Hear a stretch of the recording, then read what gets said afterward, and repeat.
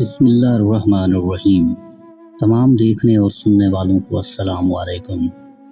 کہتے ہیں کہ ایک دن شیطان رسیوں کے پھندے تیار کر رہا تھا۔ ان پھندوں میں کچھ موٹے، کچھ باریک اور کچھ کمزور تھے۔ وہاں سے ایک عالم کا گزر ہوا تو اس نے شیطان سے پوچھا، ارے او دشمن انسان، یہ کیا کر رہے ہو؟ شیطان اپنا کام جاری رکھتے ہوئے بولا، حضرت انسان کو قابو کرنے کے لیے پھندے تیار کر رہا ہوں۔ ان حضرت نے پوچھا، یہ کیسے پھندے ہیں؟ کچھ موٹے، کچھ ہلکے؟ شیطان نے جواب دیا، پھندے ان لوگوں کے لیے ہیں جو شیطان کے قابو میں نہیں آتے، لہٰذا مختلف قسم کے پھندے تیار کرنے پڑتے ہیں، کچھ خوشنما، کچھ موٹے، کچھ کچے۔ ان حضرت کے دل میں تجسس پیدا ہوا تو پوچھا، کیا میرے لیے بھی کوئی پھندا ہے؟